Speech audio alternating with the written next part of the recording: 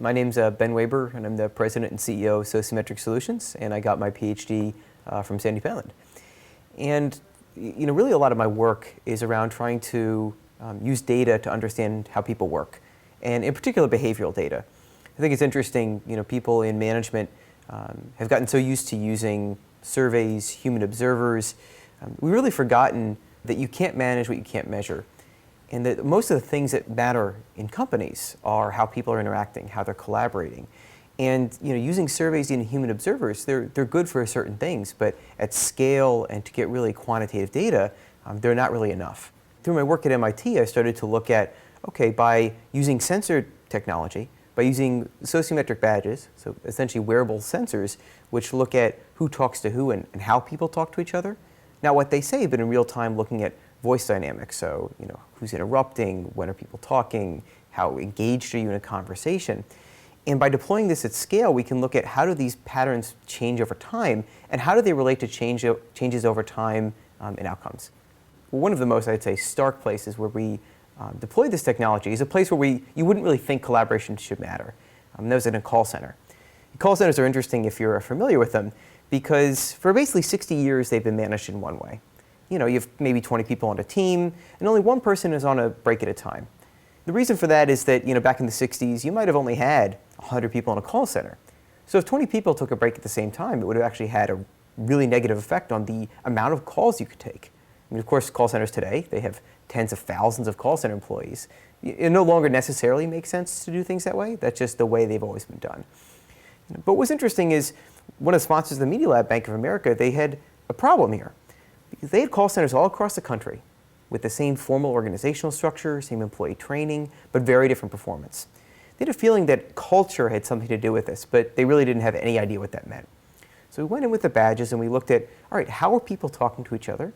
How does that relate to outcomes? And outcomes here, it's very hard numbers, right? How long does it take people to complete calls? And what was really fascinating was when we first looked at the data, by far the most predictive feature was how tightly knit your social network was. So it's who talks to who and how much those people talk to each other. Right? And people with the most tightly knit networks were completing calls in about half the time as people with the least tightly knit networks. And theoretically, this makes a lot of sense because, again, if I'm compared to you, based on performance, right? Well, if I spend an hour with a customer trying to solve a problem, I'm probably not going to tell you how I did it, right? Because if it takes you 5 minutes, I'm going to look worse in comparison. But if we share a lot of the same friends, if we're in the same network, then I'll give you the tip because I know it's going to come back to me. And so what this is doing is able to see, if we have this tightly knit network, then if I tell one of my friends, I had a really tough day, I had a really tough call, then they'll support me and all my other friends will find out about it versus me needing to tell people individually. So we found this huge effect, and then there's a very simple question of, well, what do you do about it? When, how can you actually create these interactions? And what was really interesting is that they already gave people coffee breaks, right? People already had 15-minute breaks, but typically they took them individually. And so you just said, well, let's give people breaks at the same time. Right? So now 20 people on a team, everyone on a team takes a break at the same time. Okay? We changed that for half the groups. That's the only thing we changed. And then we went back 3 months later and measured again with the badges, but then also collecting performance data from the company. Okay? And what you saw was not only a very significant decrease in stress levels, you saw a significant increase in cohesion, which you'd expect. Now I have more opportunities to interact. But importantly, productivity went up very significantly to the point that in the groups where we changed their break structure, rolling this out across the company would save Bank of America $15 million a year. What was also really amazing was that turnover in call centers is typically 40% a year. If you looked at turnover in the groups where we changed their break structure, turnover went down to about 12% a year. It's a massive effect. And so you think about that. Think about going to a company and saying we're going to increase performance by 25%. Think about reducing turnover by 70%. I mean, these are things where a typical company would say, wow, we have to change everything. But what we were able to show is that by using data, by identifying the social levers that people are responsive to and acting them in the right way, you can get really big results. And so what we've done is we've taken this technology and we've taken it out of the lab. And we started to deploy this at companies. We've deployed this at pharmaceutical companies, at other financial institutions, in consulting firms, in engineering firms, and you name it. And really being able to see not just from a theory perspective, but from a practical perspective, how can this change the way we work? Just very simple things. Companies today don't even know, if product development is talking to marketing, right? And in a pharmaceutical company, we were actually able to show, how are people collaborating? How did that relate to company strategy?